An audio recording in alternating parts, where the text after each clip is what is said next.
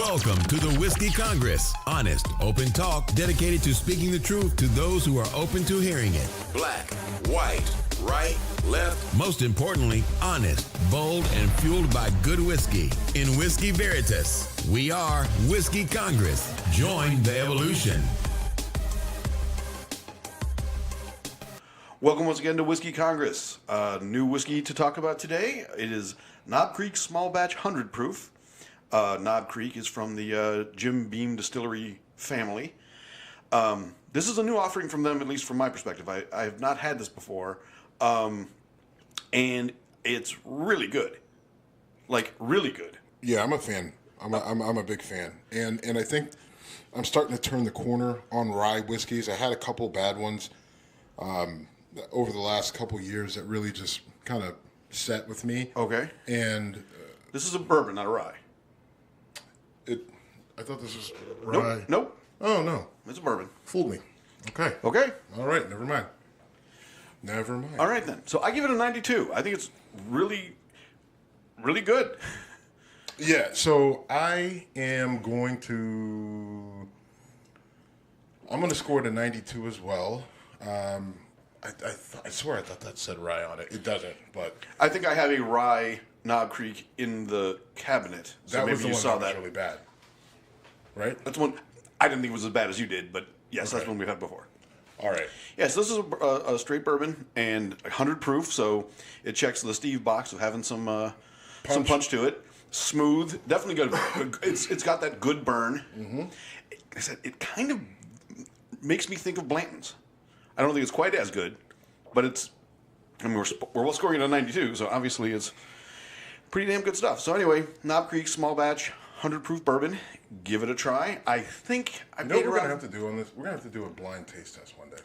I'd love that. You know, I mean, it's not. I mean, between the two of us, we probably have over 50 bottles of whiskey, right? So, if not more, we should really get some. Get two high end and maybe two lower end in terms of price range, and just do a taste test. One, can you tell what it is? And okay. Two, or maybe one, which one's better? And two, can you identify the whiskey? Just blind. I am 100% in favor of that. That strikes me as something we could do like a Facebook Live kind of thing. Yeah, maybe. All right, so a lot to talk about this week. I want to get one thing out there because we've criticized Don Lemon pretty aggressively in the past, but I've never. So I don't know if you saw this or not, but when he was transitioning over from his show to Chris Cuomo's show, he talked about how if he was Obama at the George H.W. Bush funeral, that he would have turned his back on Trump and not shaken his hand. And Cuomo really called him out on it and said, you need to respect the office and respect, the event. And Don Lemon shot back that the president doesn't respect the office. Why should he, meaning Obama? And Don Lemon is just wrong, in my opinion. Yeah, he's way off base here. I think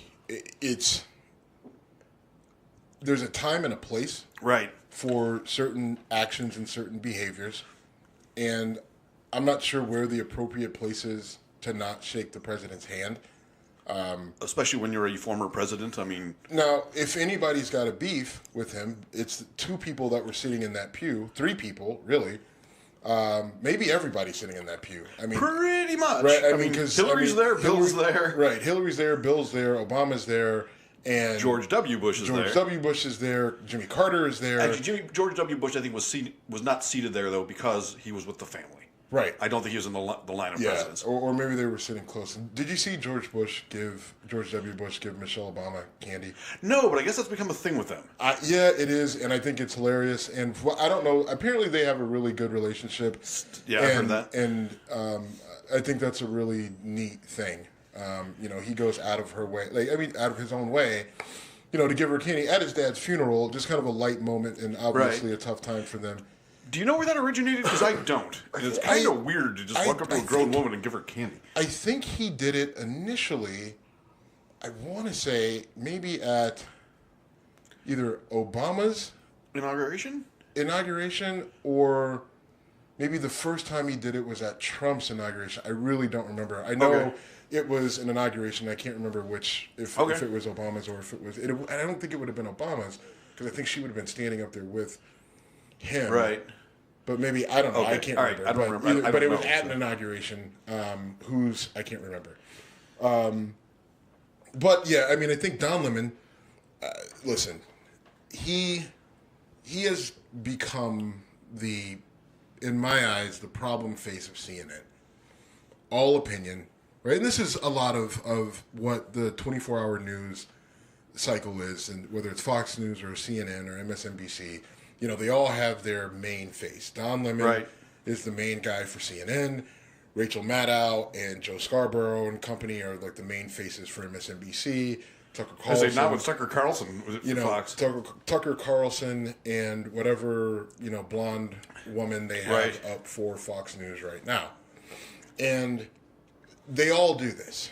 They give like heavily opinionated takes on the current political thing, right? Just very similar to you and I. But they state a lot of things as fact, and Don Lemon does this, and they all do it. Some of it's true and accurate. Some of it is false and very not accurate and misleading. And I lump all of them in together, right? Like he's no better or worse than Tucker Carlson. Tucker Carlson is no better or worse than Don Lemon, and on down the line. And this just is another thing that you put in, that notebook that you're keeping on him as another ridiculous thing that this guy says that, tells me that he's not credible. So I was trying to think about this. Let's say Obama had done what Don Lemon suggested. Oh. Wouldn't that have been just a bad look? Never would. I mean, I know he never would. It's not. I mean, it would have been it's distasteful. It's disrespectful. I mean, but Obama's in a position, and he always will be as the first black president, of a heavy extra level of scrutiny. Right. Whether, conservative white person wants to say it or not, there's an additional level of scrutiny that goes with Obama because of his race. And you can sit there until you're blue in the face and say, "Nuh-uh, I don't see color," and you're immediately lying, right? I mean, you're immediately lying in the fact, I didn't notice that he was black. Is he? That's news. That's news to me. Like, come on. Right. And I agree with you. I mean, I once likened Obama to Jackie Robinson in the sense that you're the first black man to do this, and anything negative you do will get blown that much more out of proportion and attributed to your race, which is not fair, but it's what people would have done. So, right. And people, I mean, even Donald Trump said it himself. Donald Trump's words were, there will probably never be another black president because Barack Obama was so bad he ruined it for his entire race. That's what the current president said about at the time, sitting president. Yeah. So, which is why one of the many reasons why Don Lemon said he wouldn't shake the president's hand, and Don Lemon would have been wrong for not doing so. Right, and I think listen, I've been known to hold a grudge, and there's one person whose hand I won't shake. Okay. There's three. I've got three. I've got one person whose hand I won't shake. Now, most people, even if I don't like you, I'll shake your hand, give you a firm grip, and look you dead in the eye. Right? Just so that we're clear on where I stand. One, my handshake is stronger than yours. 99% of the human population, that's true. And two, I'm looking you right into your eyes, into your soul, to let you know, like, I want you to feel that I don't like you, but I will shake your hand. And so there's one person whose hand he extended it, and I didn't shake it. And it just because I was so bitter, I couldn't shake his hand, and that's my high school football coach. Really? Mm-hmm. Okay. For me, it's the three guys I worked with in Buffalo that I did a ton for to advance their careers, and then they fucked me. I would not. There's three guys that will be on my fuck. Did they roofie you first? No, they didn't. I can see where that would be uncomfortable. No, I wouldn't shake their hand either. Okay, let's go all literal. You left it the open. big grin on his face. Sorry. So anyway, we agree on the Don Lemon thing, and I was confident we would actually. Another interesting shakeup in the White House, as apparently Chief of Staff John Kelly is leaving, and Did you see that Tillerson made some comments about? Yeah, I heard them. I heard the Okay. comments that he made. I was listening to them on satellite radio. And it doesn't, nothing Tillerson said was shocking or ground shattering. Right. He would go to the president would say, I want to do this, and Tillerson would say, we can't do that, it's not legal, there's there are methodologies and processes, and you're not following any of them, and we can't just do them because you want to. And the president is basically like, I don't care, I want to do it. And he said some other things about them not having the same sort of ideology and other Right. things like that. And then, the bigger, I think, nothing that Tillerson I think he said something about their moral code, actually. Yeah, and that obviously, I think we all get where that. I mean, Rex Tillerson is a Southern gentleman, and I highly doubt that Rex Tillerson is the type to have a mistress, and if he does, it would be very much more private than Right. with Donald Trump. And so it wasn't so much what Rex Tillerson said, it's that Donald Trump fires back and basically calls him an idiot. Yeah, said he was stupid. And, Right. I mean, it just And lazy. Lazy, doesn't have the mental capacity, was dumb as a rock. Like, these are what he said. He said he was dumb as a rock, didn't have the mental capacity, said he was lazy. And it's par for the course for Donald Trump. You say something negative about me, I don't care if I'm the president or not, I'm going to shoot back at you. I play hardball. Like, okay, well, which for the first few people he did this with, it has caused them some damage. But this is now his MO, right? His modus operandi. This is how he operates. This is what he does. And if you criticize him, he will attack you, right? Whether it's constructive, even if it's constructive, even if it's accurate or true, any sort of criticism, he will come out and attack you like a high school teenager. Yep. Yeah, I mean, like, he's going to call you names. He's going to call you stupid, right? I mean, in some way, shape, or form, he's going to call you stupid. He's going to figure out a way to either make a play on your name or, make fun of you in some way, shape, or form and totally dismiss you.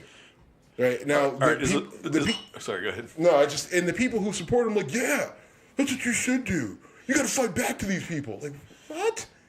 Like, so that's what you teach your kids? Right? Like, if a teacher criticizes them, if a teacher criticizes your kid for something that they're not doing right, would you tell them to call that person lazy and stupid and dumb as a rock, and then get up and walk out of the class? Come on. I want to be able to go back and call my teacher a horse face. Right. He called Stormy Daniels a horse face.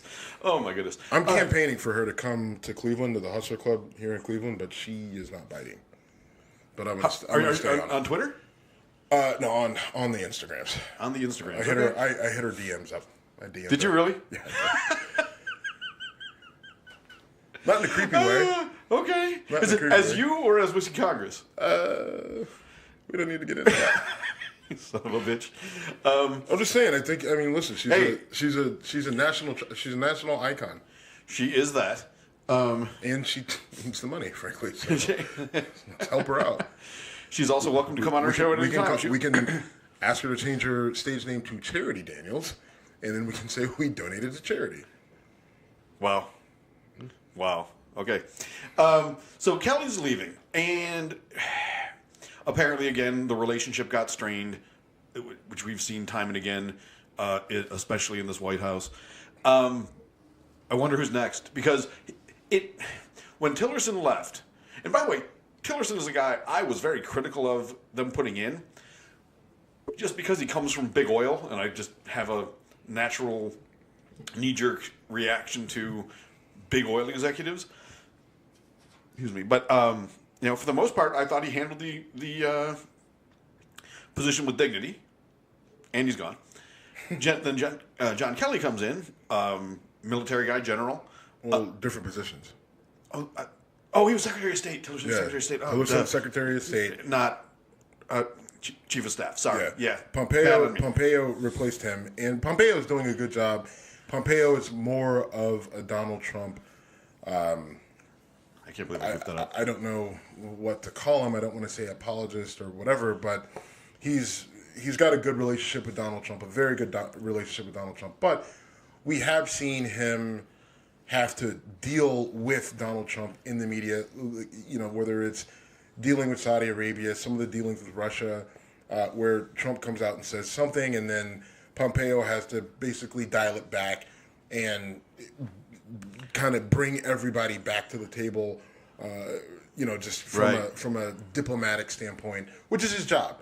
Right. And Pompeo is doing a good job. And Pompeo is, you can say, with his experience with the CIA and his experience, his military experience and his overall career, it's not a bad fit.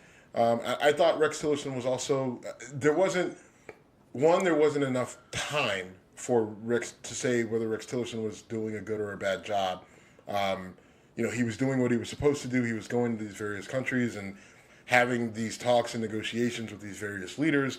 And Rex Tillerson was hamstrung by Donald Trump, right? So maybe Pompeo is better because he does have such a good relationship with Donald Trump where he can have the conversation with Trump and then go and talk to the various leaders of these different countries. Right. Trump says something stupid on Twitter or in an interview, and then Pompeo can come back and say, well, I know what he meant, right? I know what he said and I know what he meant, and here's the diplomatic spin on it that kind of makes everybody happy, right? And so maybe Pompeo is a little bit better at that than Rex Tillerson is, right? So how many chiefs of staff has Trump had now? Was this 3? Was it Rice Previs? There was someone in between, and then Kelly took over. I don't even remember who else was there. I think Kelly took over for Priebus, and that was it. Because remember, there was a hell of a lot of turmoil at the beginning. Right. You had a lot of people jettisoned, press secretary, whatever Scaramucci was for the 10 days he was there. I don't even think he made it for 10 days. I thought, it was Henry. Reince Priebus was out. There were a couple of people. Bannon was out. Bannon, the strategist was out. Did you see the thing on Bannon, by the way? I did not. So he was supposed to give a speech somewhere for something. That's good reporting. Yeah, I know. Hold on. So you don't have to stop anything. Okay. It'll take me a couple seconds to find it. But the short and sweet of it is he lost his, they basically booted him from speaking at this political event because he's headlining another event promoting the use of sex robots. Okay. And this is, you subscribe to Sex Robot Weekly, so I don't I'm not sex robot guy. I'm not. Okay. It caught me. It really just caught me off guard. I'm like, wait. Steve Bannon will no longer be speaking at University of Michigan. The latest event to be canceled after the announcement he would be a keynote speaker at a joint conference on sex robots this month. I think we need to look into that further. I don't know what his role is. Do you want a sex robot? In all seriousness, I'm not completely against the idea. I'm not talking blow up doll, but some of the stuff they're doing in Japan is pretty amazing. I'm okay. Yeah. Listen. Hey, I'm not judging. Okay. I mean, right. Knob Creek is really good. Yeah. Let's talk some. All right. Anyway, let's totally change gears because that's too good not to pivot off of. First of all, just a quick news update. Chapter comes to a close on the Charlottesville murder of Heather Heyer. James Fields found guilty of first-degree murder and 8 other charges. So James Fields is going away for a long fucking time. And that's the Charlottesville alt-right with the guys with the tiki torches and the khaki pants and right. Screaming out the anti-Semitic stuff. And what's funny about that, or not funny but ironic, is these guys are marching the streets with tiki torches, screaming these anti-Semitic phrases, talking how Jews aren't going to replace us, X, Y, Z, and all this other stuff. And then,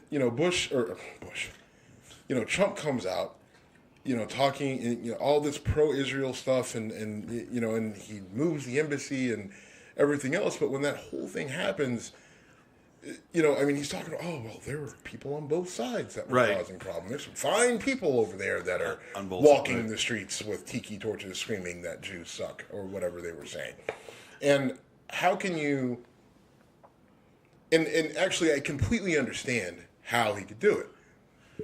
Because when people think white nationalist, and they think alt-right, and they think racist and the Klan and everything else, they immediately think about they think about black people, right? They don't like black people. They don't want to see black people. But most of your white nationalists and Klan members and stuff, they also really hate Jews. Right. Right? Just as much as they hate black people, they hate Jews. But you could argue that some people, in their disdain for black people, will completely bypass the fact how much these people, in terms of white supremacists, hate Jews as well. Right? Because, it's just like, oh, well, they're completely ignoring the fact that these people were, the dudes carrying tiki torches weren't making chants about black people, right? I didn't hear them. Sure? I'm not. Okay. Maybe if they did, I didn't hear them. All I heard was the Jews will not replace us. Yeah, it was mostly like blood and sand, or all the whatever, stuff, all the anti-Semitic stuff, right? But people completely bypass that, right? In this whole conversation, in talking about how these against black people, against brown people, and everything else. When you've got people marching the streets that are saying very anti-Semitic things, and if he's so pro-Israel, then there should have been no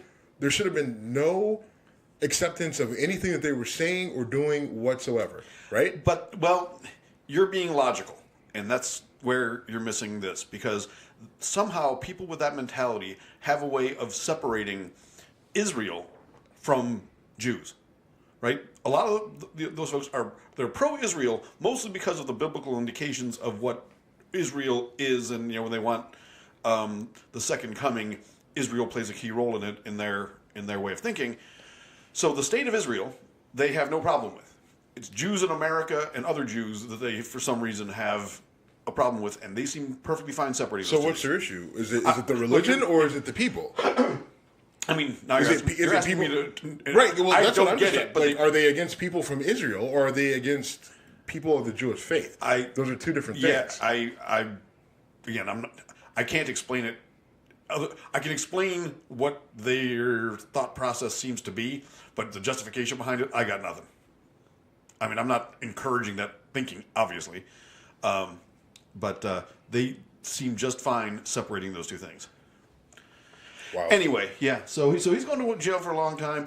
If he is not a member of the Aryan Nation now, you better be one when you get into prison, bitch, because you're going to have a tough time in there. I don't think you'll have a tough time. I don't think prison. Well, what I mean by that is I don't think he'll. I think he'll migrate pretty quickly into the Aryan Brotherhood, white nationalist. Right.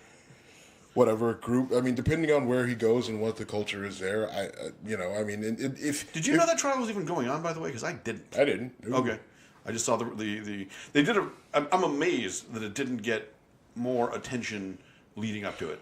Yeah, which is interesting because, and maybe it's because of the month that we've had. Yeah, think about the month that we had. You had you had a mass shooting at a synagogue, not right. It was 4 weeks ago, or I'm not exact, but it was within the last month.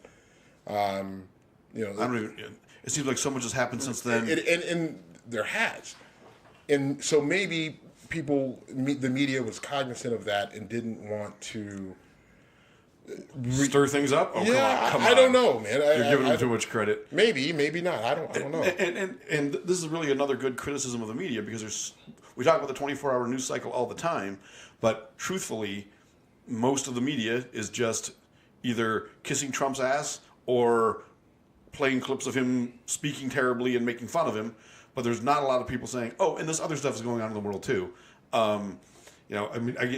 They did report it on CNN. I'm sure it got some coverage after the verdict. But in a twisted way, I would love to know what the defense's strategy was, because this, unlike most murders, there were a ton of witnesses. I mean, there's no. I think it's caught on film, on video. Yeah, we saw the video. Yeah, I don't remember what all got captured. I don't remember if like her getting hit. No. What got captured was the car going through the crowd and bodies flying everywhere. Okay, it's been a while since I looked at it. I looked at it not too long, like just yesterday or last night. So okay, like the clip is like literally like you just see the car going through. And you know why I get pissed? Like obviously there's the terror of the people being injured, but I mean he's in a brand new damn Challenger and he just ruins it by hitting people. Steve, we're not. I know. I'm very like it's terrible for everyone involved. And why would you ruin such a great car? Well, you know. But okay. I mean, that's it. And listen, now he's in prison. He can't hurt anyone else or another car again. Right. Yeah. He's probably. I'm wondering if the reason there was even a trial is because the prosecution said, if you plead guilty, it's life, and we're not giving you a single break. And he's like, well, I might as well plead not guilty then. Right. Because, I mean, frankly, I don't even remember, like, registering that he pled not guilty. They may not have offered him a deal. Yeah, I'm sure they didn't, because why would you? Right. I mean, they probably didn't offer him a deal. It's a slam dunk case. We have video of you committing this murder. Yes. And 8 other... Right. As a prosecutor, I'm not offering you a deal. Right. I'm going to win. Right. So we're going to take you to trial. Right. There's nothing to offer you. You know, I mean, it's just, I mean, I can't, I mean, the offer is life in prison. Right? Because I don't think death penalty is on the table. So it is not. In Virginia, I was a little surprised by that, actually. I'm anti-death penalty even for this piece of shit. So, you know, it's one of those times where I hate talking about it because I have to stand by my anti-death penalty stance. And when it's a guy like this, it's just, you know, it makes me question my stance on that, although I'm not going to come off of it just because of this scumbag. All right. So, anyway, that's now a closed chapter. Good. And closed. We're done. Moving on. So, the UN had a vote this week that you brought to my attention on whether or not to condemn Hamas. And the resolution to condemn Hamas and define them as the enemy of the Palestinian people, an enemy of peace in the Middle East, failed. Mm-hmm. That speaking of separating, or you know, the state opinions on the state of Israel, that shows the rest of the world. This is a U.S.-led referendum or whatever it's called. Yeah, Nikki Haley led it. Okay, so the outgoing UN ambassador for the United States, who undoubtedly will probably run for president in what I'm assuming is 2024, but would be intrigued to see if she could be coaxed into primary Donald Trump in 2020, but she won't. I could probably be talked into voting for her if she ran in 2020. But all that aside, so this was interesting. You got a vote that says, "Hey, here's a group that's been that we know for a fact is responsible for terrorist activity against the people of Israel and, you know, Jews." Right. We are saying that this group is a terrorist group, and as a world, right, as a united group of nations, right, thus the UN, we want are we going to condemn them as a terrorist organization and as an enemy? And the world came back and said no. Yep. Now, it was close. Good. But it was a close vote, but still, to your point, and I think the overall point is the world don't agree. Well, so to the nations that voted against this, is this a pro-Hamas vote, or is it a fuck you Israel or fuck you America vote?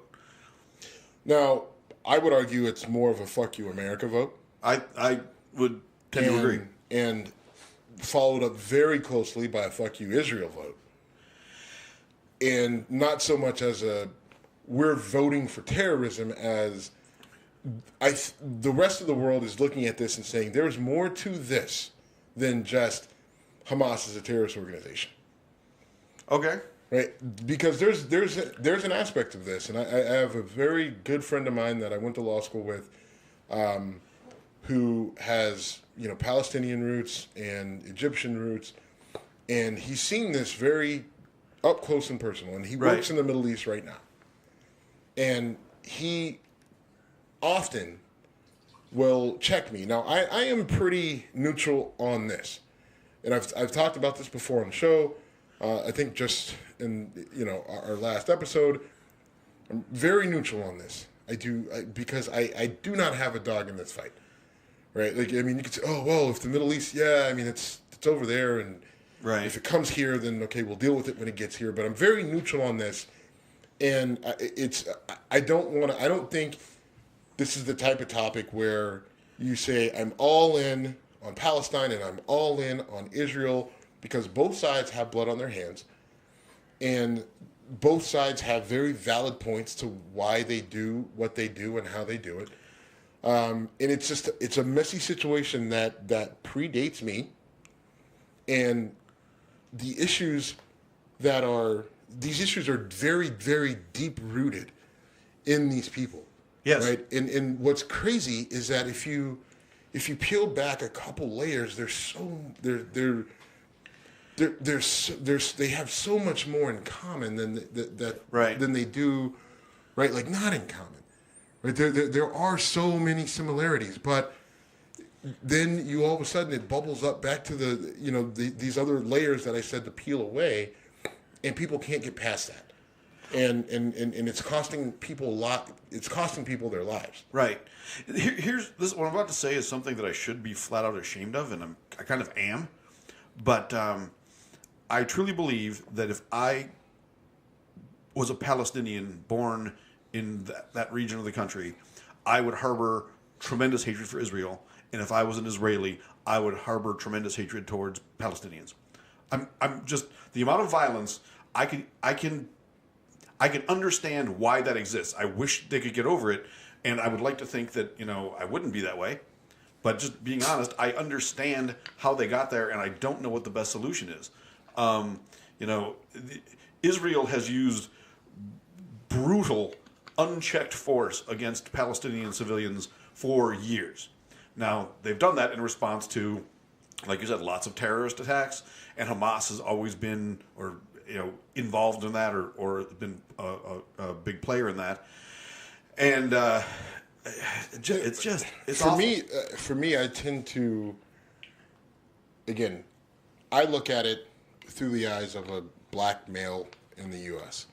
Okay. And I've seen what an occupying force in, a protected place looks like, right? I mean, I've seen the police decide that any black kid walking the street should be tackled, hemmed up, and questioned, thrown in a paddy wagon, thrown in the back of a car, just for walking down the street after school or before school, right? Like, so I get some of that. I empathize with the Palestinians.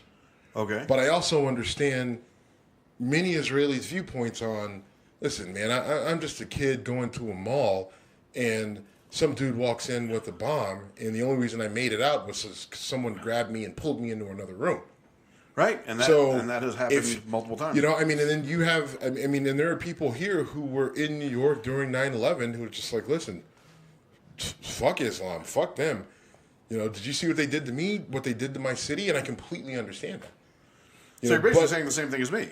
Well, no, because my thing is that, yes, I've seen the police treat people very, very, very, very terribly.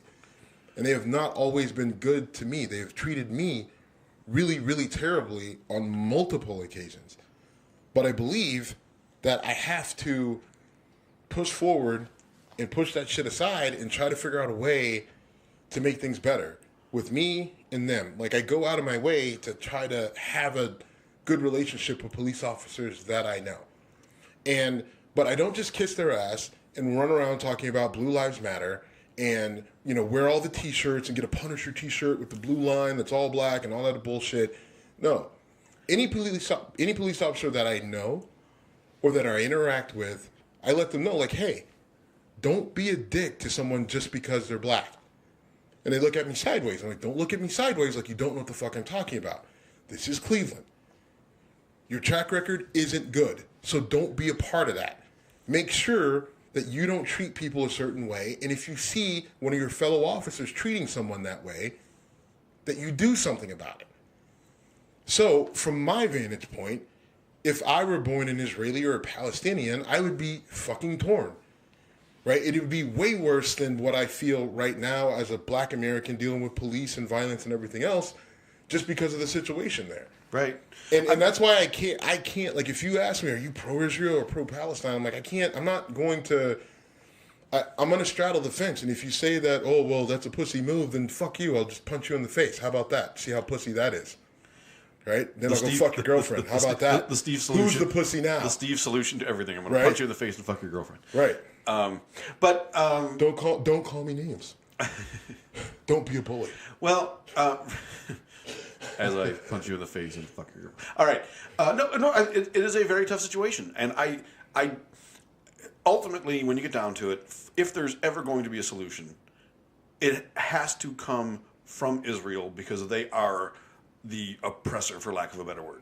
I mean, they're the ones with the power. Now, how it all works out, and I think they've made solid efforts in the past when they gave back parts of the West Bank, and they literally made Israeli citizens leave their homes. I mean, the Israeli military used force to take Jews out of their homes to try to forge peace, and when that fell apart, it fell apart badly.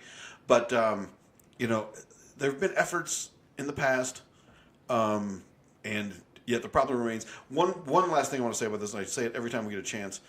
People will say they've been fighting like this for 1,000 years. No, they haven't. This really started post-World War II. I mean, it lots of things happened based on... Well, it's hard. I mean, I think people say that a lot about the Middle East, and there are some areas in the Middle East where they have been fighting for thousands of years, but this isn't one of those instances. No, it's not. But yet that misinformation gets thrown out there all the time when you're talking to people. And not thousands of years, but hundreds of years, probably. Okay, whatever, but it's 50. Fully agreed. For this particular group. So anyway, we're kind of in agreement here that I think this was more of a fuck you, America. You don't get to play the shining good guy when if you look at what your influence has caused to the Middle East and to the Arab world. This was a "you're not the boss of me" vote. Yeah, I think so. You are not the boss of me, and you don't get to play the moral high ground card. All right, let's move on to something a bit lighter. Mm-hmm. So, possibly as soon as Monday, you could be hearing this as early as Sunday, there will be a vote in the House on the House Farm Bill, which contains a section legalizing cultivation of hemp in the United States. The bill is expected to pass. I will be paying very close attention to this for a variety of reasons. One of them is I own stock in a company that would benefit from it. But so do I. What's that? So do you. Okay. So for those who don't know, hemp is a non-psychoactive plant. It's a cannabis-based plant. Contains a lot of cannabidiol, which also known as CBD, which, by the way, I've started using the Herb Strong stuff distinctly better than the other stuff I was using. I mean, I'm using... Sorry. Are you using the drops? The drops, yes. Okay. One, they probably taste better. Two, they probably actually are better. So I've used 3 different ones now.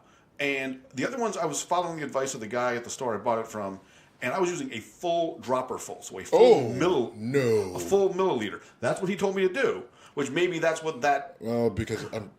Anyway. Who knows with Herb Strong, they said to use a drop and then 2 after you figure out how 1 drop's treating you. Yeah. And the positive effects have been so much better with 2 drops of Herb Strong than they were with a dropper full of the other stuff. Yeah, I use 2 drops of Herb Strong in the morning.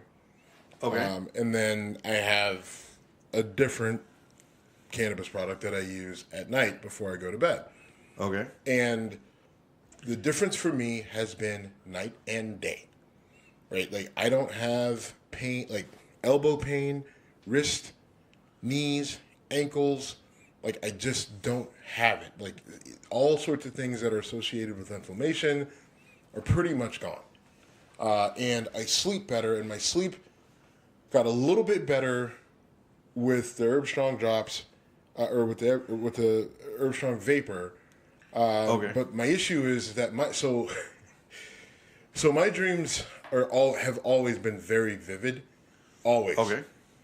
And I talk in my sleep, and it's just whatever. Once I started taking the CBD, my dreams like kicked into high gear, and I shit you not, I started like dreaming in other languages. Right? Okay. Like, it just got fucking wild. Dreaming in tongues. Right. Like, I mean, I was like dreaming in Spanish, and people were like, "Do you know Spanish?" Like, I took it in high school and college, intensive, so it's in there. Right? But I mean, that's what was happening. It was fucking bizarre. You know what you're experiencing? Reefer madness. Well, maybe so, but I'm telling you this: I sleep better, and my lips in the gym are better because I'm not having knee pain that slows me down and elbow pain that slows me down, and I'm not pumping my stomach full of, Aleve and ibuprofen and aspirin and everything else. So I don't have the stomach issues associated with that. So yeah, I'm a big fan. I like the Herb Strong product. It's clean and it tastes clean, and you don't have to use a ton of it. So one of my other CBD products tasted way better because it had peppermint oil in it. Ooh. So it tastes like peppermint, which I really like. But the Herb Strong does not taste bad. And again, just like 2 drops, and I feel more of a positive impact than I was getting with a substantially larger amount of the other stuff I was using. We'll keep using my code. Thanks. Okay. You want to drop that in here? It's a weird link. Okay. I can't. But if anybody wants it, then just hit us up on Twitter or any of the social media, and I will give you a code for 10% off of Herb Strong, and that is a benefit that I get on the kickback end. So there's that. And I interacted with them a little bit on email. I think I told you about that. How I asked them something about whether or not CBD was legal in Ohio, which is still a bit of a tough answer. And they replied that there's no CBD in their product. I'm like, but that's why I bought it. And they went, I mean THC. There's no THC. Yeah. Well, so where this gets interesting though is if their CBD is coming from hemp. Yes. And there's the potential that this bill passes on Monday. So the question is, do the restrictions on CBD oil and CBD products, do those restrictions go away? Probably not, because then it becomes a state's issue. So this is so the federal ban would go away, but then the states would have to have the ability to individually mandate whether or not it was legal. Right. And that's one of the most frustrating things about Ohio is when it comes to things like this, it's Ohio is trying to get like in the same category as Alabama, rather than the same category as more progressive states like in the most recent one, Michigan. Which, by the way, I called 2 or 3 dispensaries in Michigan yesterday out of curiosity because recreational weed is now legal in Michigan. I think as of Thursday? Yeah, it was earlier this week. And I asked if I, as an Ohio resident, could purchase cannabis products from a dispensary, and the answer was? I'm sure if you called 3, one said yes, one said actually, no. they all said no. Oh, they all said no. They all said they said that it's going to be a while before certain places will distribute. It's going to take some time. Well, yeah, it's going to take some time because I think that they need to have. Well, anyway, go ahead. I was curious what the answer to that would be because I thought things would get really interesting at the Ohio-Michigan border now that it's legal in Michigan. And apparently, unless you have unless you're already a resident of Michigan, you can't buy it there. So, which is fine. And honestly, it's going to be. Listen, as long as the federal government keeps cannabis as a Schedule 1 drug, it's going to be the Wild Wild West in the states, right? Trying to figure out what they're trying to do, and they're all, some are taking very measured approaches. First, we're going to do medical, then we're going to wait so many years, and then we'll look at how we can, piece and parts recreational in and all this other stuff. Some are just saying we're just going all in with medicinal and recreational. And a lot of it, though, is because they're all trying to figure out, with this administration, how is this administration going to react if they legalize and they make it recreational legal? Is the DOJ, are they going to send in the DEA and ATF to crash these places, to crash these states and things like that and raid them? Even less dramatic, will banks be allowed to use money derived from? Well, that's the biggest issue, right? From a money standpoint, in all these states that are legalizing, the biggest issues are their inability to use banks and financial transactions. But from a practical issue, right? Well, I mean, a different practical issue, a different angle is, listen, it's one thing if you got stacks and stacks of cash and you're having to use, and it's costing those in the cannabis industry, it's costing them a shit ton of money because they have to deal in cash, right? They have to deal in cash, and so they've got stockpiles of cash. They can't, transferring money. Are they dealing in Bitcoin, do you think? They may be trying to. They may be trying to get into it, but getting the money to convert it to Bitcoin, again, you got to do it through a bank, right? And banks in states where money is legal or where weed is legal, they're saying, where's this money coming from, right? Because at any given, you have to have an account with the bank. You can't just take cash up to a Bitcoin teller and convert it. Honestly, I don't know enough about how Bitcoin works. I just know that I've seen my it's first a Bitcoin. Cryptocurrency. Think about this: it's a cryptocurrency. All the transactions are done online. Right. So how are you going to get your cash online through a bank? Okay. So I mean, it's tough. You can do it personally, but the problem is if you're really successful, then you're going to have a lot of cash, right? Even if you're middle of the road, right? Even if you're just breaking even, if you can't deal with the bank, then you have a shit ton of cash piling up. And the other issue is maybe you can get away with working with a bank for X amount of time, but the problem is that if any point in time a bank gets suspicious of where your money is coming from, they could freeze your account. Right. They could freeze your assets, and then you're dead in the water. Or the feds could tell them to freeze your assets, and you're dead in the water. Right.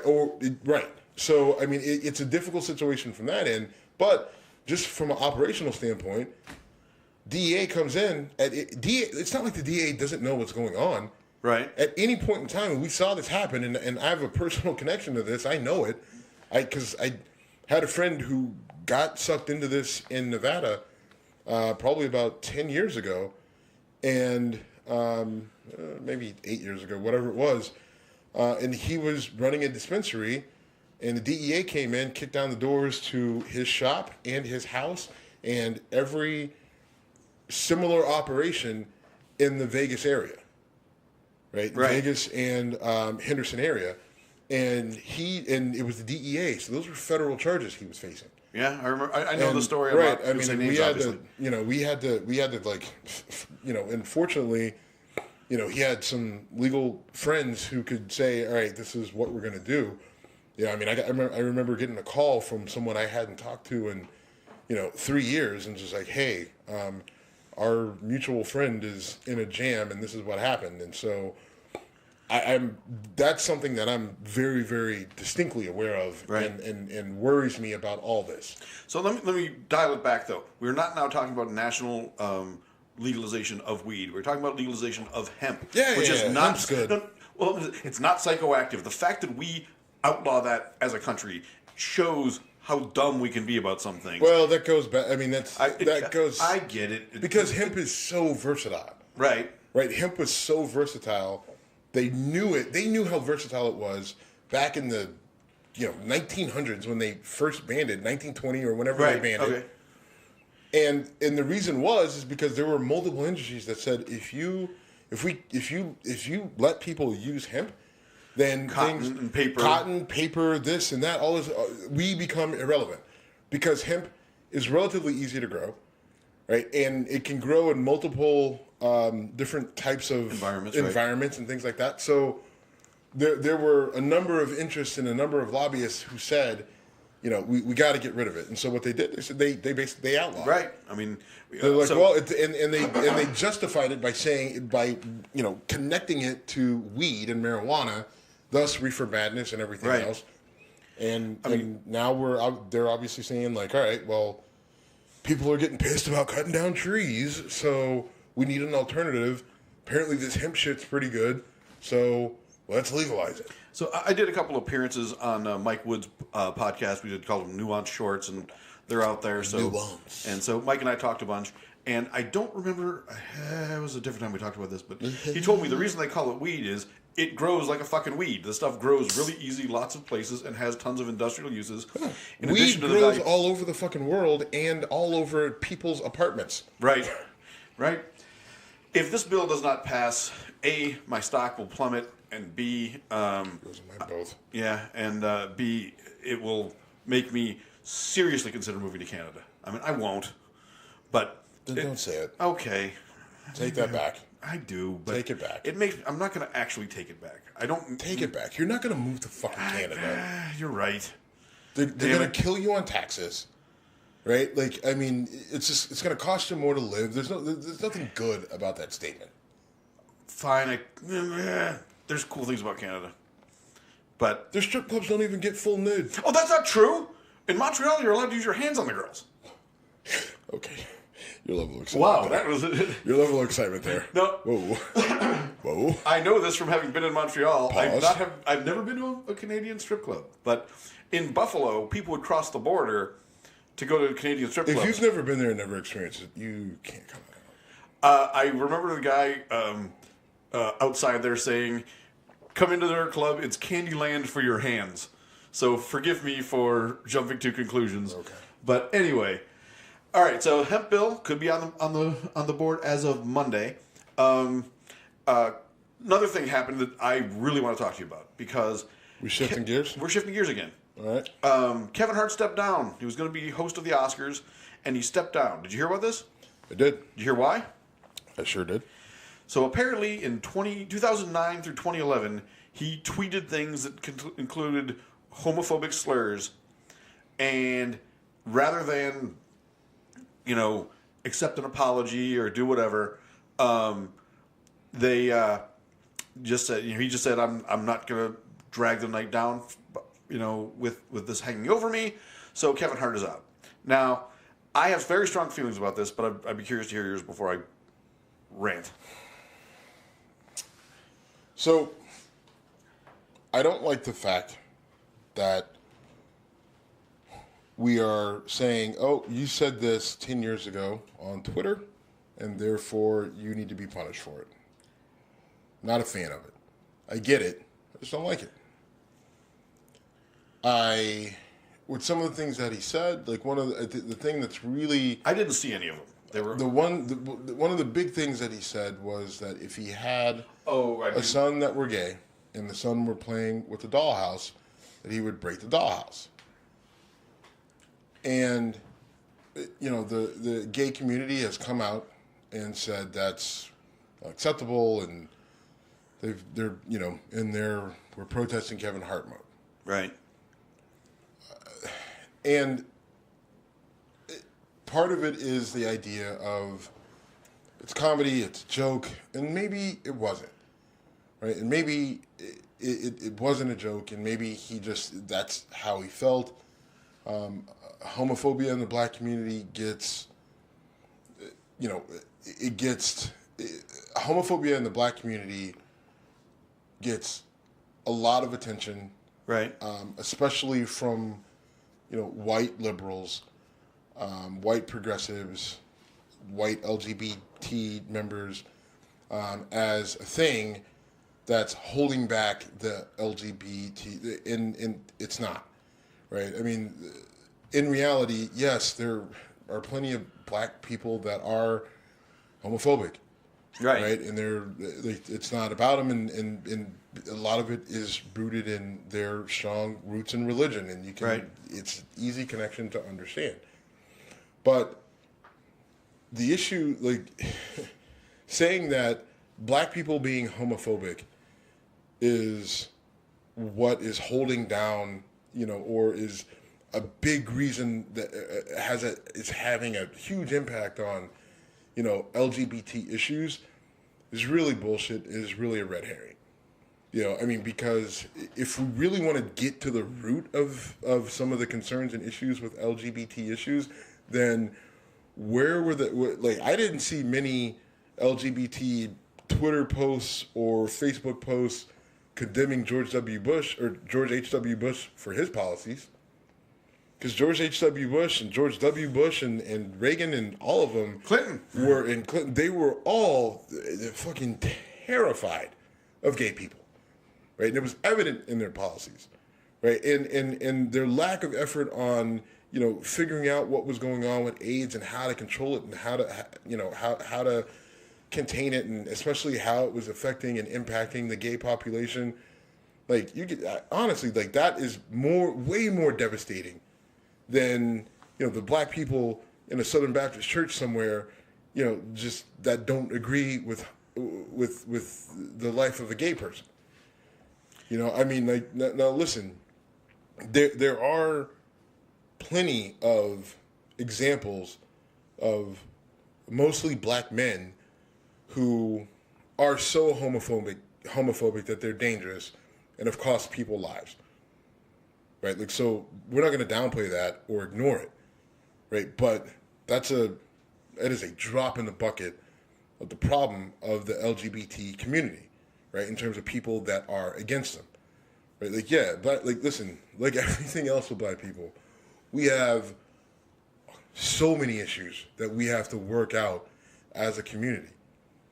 But to sit here and pin, to target Kevin Hart and say, because you said this on Twitter, you're impacting the lives of, get the fuck out of here. Come on. Get it, and if you're going to do it, fine.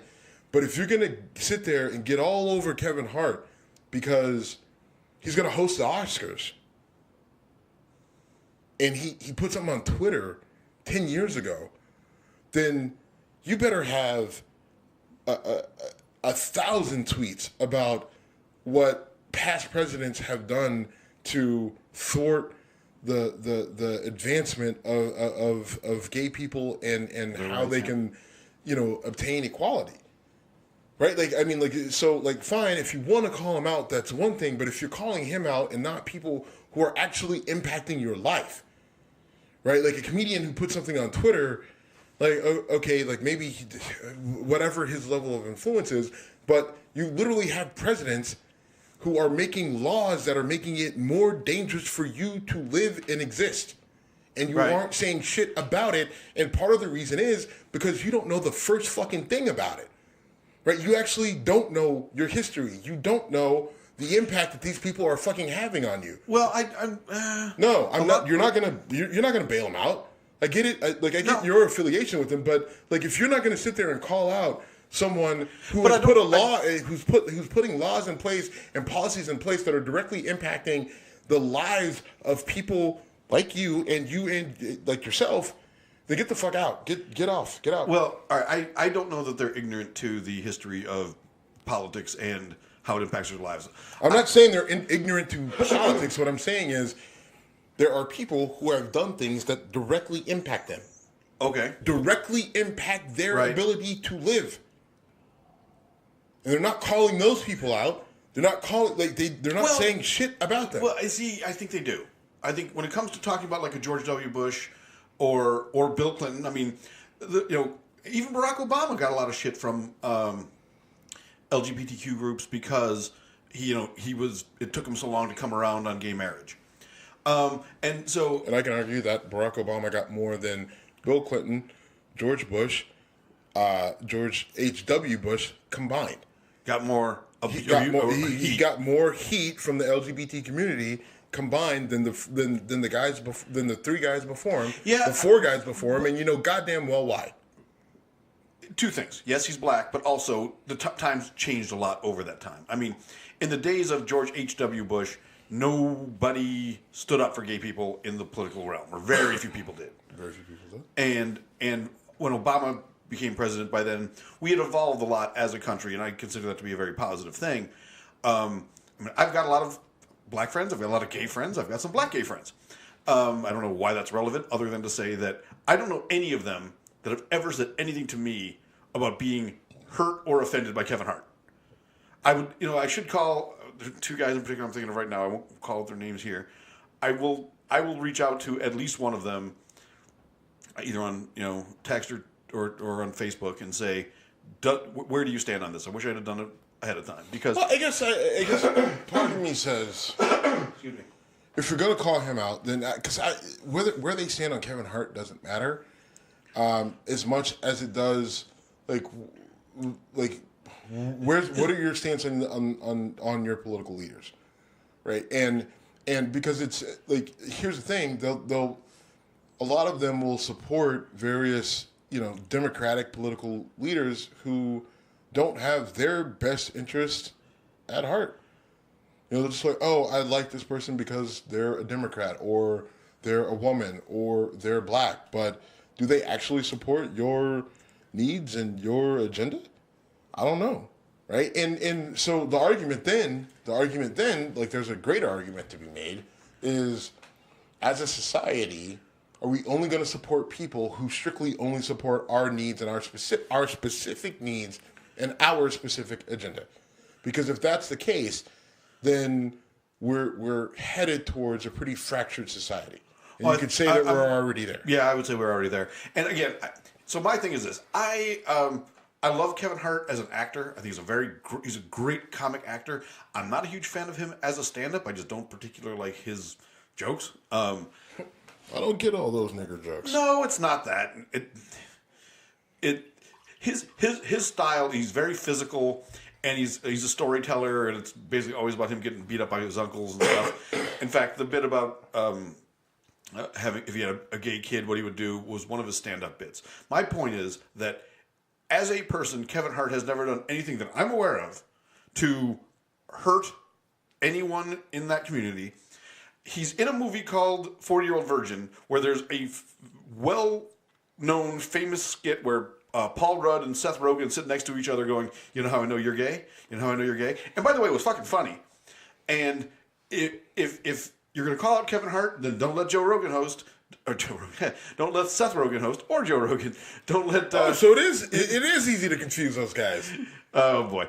It's Paul Rudd. Do you remember why that's relevant to you and I? Because someone said I sounded like Seth Rogen, or he pictured I would look like Seth Rogen when I look much more like Joe Rogan. Yes. All right. Still hilarious. It was, yes. You were very happy when that got said to me. I wasn't. Actually, I wasn't happy. That's not fair.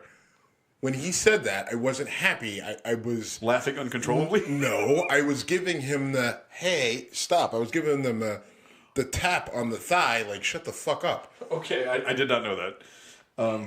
I was at a charity event for his charity, and anyway. So yeah. I just... This bothers me, because if we're going to start sniping Kevin Hart, who, by... whatever. He may have said some stuff that was considered inappropriate, like you said, 7 years ago, whatever, on Twitter. He's a fucking comedian. He's trying to make a joke. And I feel like maybe we should take the comedian thing out of there. He said something on Twitter, well, if about breaking a dollhouse for his son, and maybe you don't agree with it, and maybe you don't agree with it. All right. And maybe you personally say, as a gay person, I'm not gonna watch his movies or listen to his comedy anymore. Okay, right. Fine. Go. All right. And you yourself want to put it on Twitter. Okay, fine. Right. And the gay community wants to put it out there on Twitter. Okay, fine. But as an organization, as the Academy, right? Are you going to say, all right, well, this faction of people who watch our event are pissed at you, and so we have to make every faction happy under any circumstance. So because we can't make all factions happy because of you, you have to go. Which they also have the right to do. Okay. Right? But do they want to operate that way? Right? Because then all of a sudden your pool of people that you can use gets smaller, right? And their effectiveness maybe decreases. Well, and also the Academy has been criticized very aggressively in the past by the black community. Right. I mean, the whole Oscars so white thing was a big deal a couple of years ago. Right. So the first person you're going to say is not politically acceptable for us to have as our host is your first black host since Chris Rock. Right, Who, by the way, has probably made jokes as bad as I can't think of one in particular. Right, but they're going to say, "Well, we had Chris Rock, so screw you." Like since Okay. we had him, Yeah. we had one. Yeah, Right. It's kind of like people are just like literally there are people who voted for Obama. Like, listen, I voted for a black president, so that gives me a pass on all things racist. You know? Yeah. We are getting so fucking walk on eggshells as a country. We talked about this in other. Well, issues. it's happening on both sides. Oh, yeah, And absolutely. so Absolutely. What's problematic is it's happening on both sides. It started with the left. The left got really hypersensitive about everything: feminism, gay rights, racial, all that stuff. Right? Like they parsed people up into so many different sections, so many different factions, that it all seemed like it all went back to essentially white people and even more specifically white males. So the conservative Republicans or the conservative side took advantage of that and said, you know what? They are targeting you. You are the victim. You are losing stuff and ground. Like, yes, you still make more money than all of them combined, but you are losing ground on that. So you should be worried and you are a victim and you should demand equality even though you are head and shoulders above everybody on the other side. Right? And because it was an easy rallying cry. Right. And we've seen it with the rise of Trump.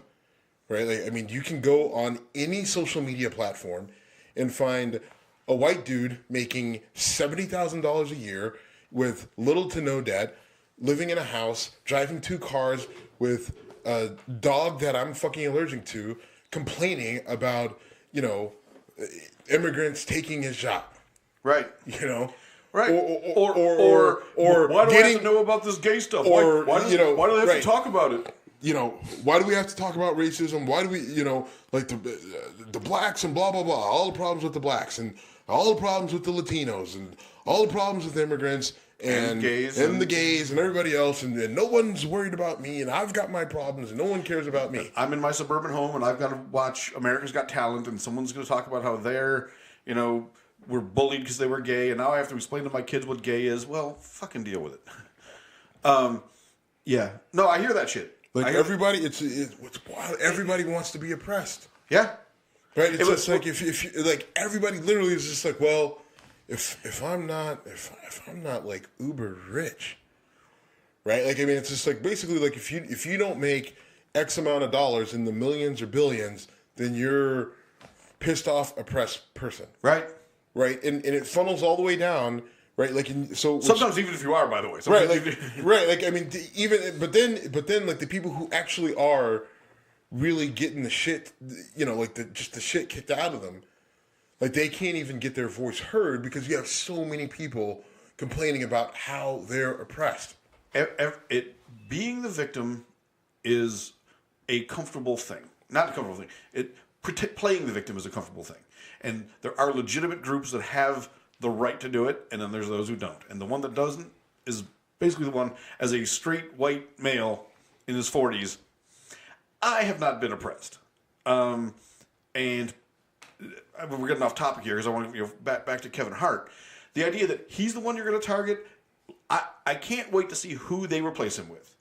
Because that person is going to come under so damn much scrutiny. Maybe or maybe not, right? Like, depending on who, like, because they're going that, like, is it good? I mean, if it's Ellen DeGeneres, then that's no, actually the first thing that popped into my head. I mean, because it's just like, or they'll find, or they may find a gay black woman. Chances are it's going to be a woman, right? And there's the best chance is that it's probably going to be a woman, and there's a 50-50 shot that she probably might be gay, right? Which I don't really care. I don't. It doesn't matter. But I mean, that's probably who they're going to replace him with. Which, okay, fine. Because in reality, I'm not going to watch either way. Yeah, then there's that. Right? Like I just like that's the other thing. I also don't care about the Oscars, right? Because the Oscars don't care about me, right? I like action movies. I like dumb action movies. I think Black Panther's up for some stuff. Whatever. Okay, it's fine. It's token, though. Okay. It's up for stuff that it's not going to win. It's not going to win Best Picture. It's not going to win... Probably will not win Best Picture. Best Actor, Supporting. It's not going to win any of that shit. It'll win some... Best Cinematography. Right, like, sweet. Right. Best picture, best movie to take pictures of Africa, Black Panther. You win. Like, okay, congratulations. Right. It just... So, I don't have a huge interest in the Oscars. I always... will like watch for maybe a total of 15 minutes throughout the course of the night, and then the next day I'll scroll through the results and see who won what, and usually get annoyed because, the guy because what's his name who plays Captain America? I feel that he should get an Oscar, but okay, or Tony Chris Stark, Evans? or Chris Evans, or Robert Downey or Jr. Robert Downey Jr. or any one of the people who play in the Marvel. Like, I feel like one of them should win. Like, they're all very convincing that they're all superheroes. I used to go out to the movies all the time when I was younger, and so I would actually know the movies that were up for awards prior to them being up for awards. Now I barely ever go to the theater, so I don't see anything until it comes to HBO or Showtime or whatever. So it's. I'm not that bad. I mean, I do. I try to go to movies. I try to go to a movie a quarter, which is a lot. And I do look for movies that are hyped a lot on the various platforms you can get them on, between Netflix, Hulu, whatever, however you can, Amazon, however you can download movies. So I do look for that, and on a night where a Thursday or Friday night or something like that, if I'm not out or doing something, then, I'll fire it up and check it out. So, all right. Well, I like it. I have an interest in it, but I just like the actual award show itself is at a point where there's just zero interest there. Hollywood, congratulating Hollywood is just but although I've seen some really good performances, at the Oscars and the Grammys, like singing. Yeah. I mean, as far back as I remember Michael Jackson doing the moonwalk at the Grammys. I remember there's an artist named D'Angelo who performed on the harpsichord on the Grammys. I remember not too long ago The Weeknd performed at the Grammys, and I'm a big fan of The Weeknd. Well, the Grammys is a different thing. I'm sorry, The Weeknd actually performed at the Oscars. Okay, because I think the 50 Shades of Grey soundtrack was up for an award, and he performed. Okay. Like, the movies weren't, because the movies were fucking awful. Awful. And the books weren't that great, but I read 2 of them. I read 2 pages of one of the books that my ex... I have so much respect for the woman that wrote those books, because she got rich for writing on a 4th grade level. Yes, she just did. Talking about a lot of anal shit and some BDSM and some, which I'm all for. But those books were bad and the movies were unwatchable, despite Dakota Johnson being hot. And you know what? What? Neither of us have written a book. That is true. But if I did, it'd be better than that. Oh yeah, I'll stand by that. The political correctness. I fucking hate this. Do you realize how much money you would have to make that statement true? Like, that's not a claim. My book would be more grammatically. That's not a claim where you can just say my book's better than yours. She'd be like, "Bitch, you can't afford this Ferrari that I just drove off a cliff." Like, are you serious? Fine. Yes, I'm serious. I get what you're so bad. I get what you're saying. Like, it was frustrating. Awful. It was frustrating for me as well. But at the end of the day, the movie had a lot of success. The books did, yeah. The book had a ton of success. The movies had a fair amount of success. Yeah. That woman made a boatload of cash. She made and millions and millions. I'm jealous of her. Good for her. You can tell me it's not all about money, but then I can also tell you to fuck off. Yes, it is. Okay, fine.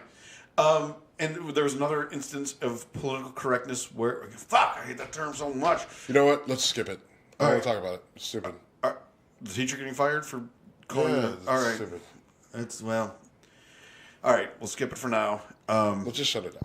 Altogether? We're not talking football? How long have we talked? 1:15? That's too long. Shut it down. All right. Well, we got more to talk about, but we will say have a good weekend, enjoy it, and we will. By talk the more way, soon. by the way, we've got we recorded with Kevin Dixie of No Other Choice out of St. Louis. He is a Second Amendment advocate. He is also a proponent of fixing the community that is around him. I thought it was a really good talk. Yeah. You'll be probably hearing this Sunday or Monday. We'll be releasing it Wednesday, what is that, the 13th?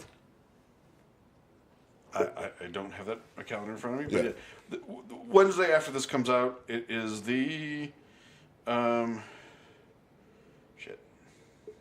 The 12th. 12th. So okay. we'll be releasing it on the 12th. Check for that. And thank you for listening. Thanks for listening, and look forward to hearing what you think about our conversation with Kevin. It was a good talk. All right, later, man. We're out.